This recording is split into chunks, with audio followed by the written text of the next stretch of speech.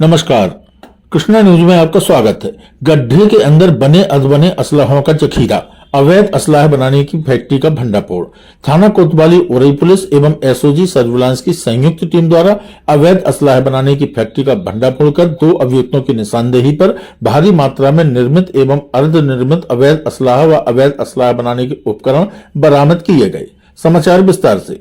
जनपद जालौन के थाना कोतवाली उरई में पंजीकृत मुकदमा अपराध संख्या 761/2020 धारा 3-5-25 आर्म्स एक्ट में पूर्व से गिरफ्तार शुदा अभियुक्तों राजा सिंह उर्फ राजा पहाड़ी पुत्र भजनलाल, रमेश विश्वकर्मा पुत्र सिद्धगोपाल, ग्राम पहाड़ी भेटारी, थाना मुस्करा, जनपद हमीरपुर की निशानदेही पर बोहतपुरा के जंगल के बीच में घनी कटीली झाड़ियों के मध्य एक पेड़ के नीचे साफ जगह के पास में ही घासपूस पड़े स्थान पर गड्ढे में मिट्टी से दबे घासपूस डालकर छिपाई गई 3 बोरियों में बने व अधबने अवैध शस्त्र व शस्त्र बनाने के उपकरण बरामद हुए।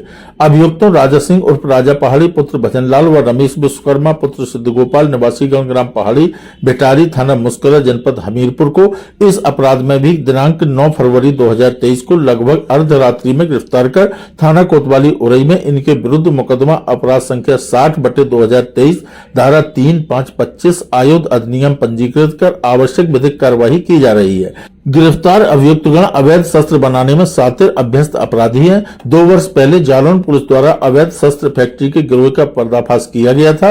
ये दोनों अभियुक्तगण उस गिरोह के सदस्य हैं तथा अभी भी आपराधिक गतिविधियों में लिप्त हैं। कानून की समस्त शक्तियों का प्रयोग कर इनके विरुद्ध कठोर कार्यवाही की जाएगी व फास्ट ट्रैक कोर्ट में इनके मुकदमे का विचारण कराकर इन्हें अधिकतम सजा कराई जाएगी। बरामद उपकरण इत्यादि कहां से लाया जाता है और अवैध शस्त्र कहां बेचे जाते हैं, इसके संबंध में गहनता से जांच की जा रही है। गिरफ्तार अभियुक्तों के पास से 7 अदद तमंचा 315 बोर, 1 अदद 2 नाली तमंचा 315 बोर, 1 अदद तमंचा 12 बोर, 1 अदद तमंचा 32 बोर, 5 तमंचा 315 बोर अधबने, 2 तमंचा 12 बोर अधबने, 3 अदद नाल 215 बोर, 1 अदद नाल 12 बोर, 4 अदद बॉडी, 2 अदद कारतूस जिंदा 315 बोर, 1 अदद खोखा कारतूस 315 बोर व 1 अदद जिंदा कारतूस 12 बोर के साथ ही शस्त्र बनाने के उपकरण धोकनी, निहाई, छेनी, हथौड़ा, लकड़ी, नालनुमा पाइप, आरी, रेती आदि बरामद की है।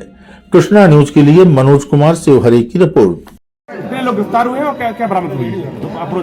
ये थाना उरई एवं एसओजी जालौन के द्वारा एक बहुत ही अच्छी प्रभावी कार्रवाई की गई है अवैध असलहों के विरुद्ध, जो कि ऑपरेशन पाताल जो जारी है लगातार सरकार का, उसी के क्रम में ये एक शातिर असलाह बनाने वाले लोग हैं और हमारे लगभग 3 साल से 2.5-3 साल से ये लोग वांछित एक मुकदमे में ऑलरेडी चल रहे थे। तो इनको पकड़ना इतने समय के बाद और उसके बाद इनसे भारी संख्या में असला की रिकवरी करना एक बड़ा काम है, जो कि सीओ साहब के निर्देशन में थाना उरई और इन्होंने एसओजी ने किया है।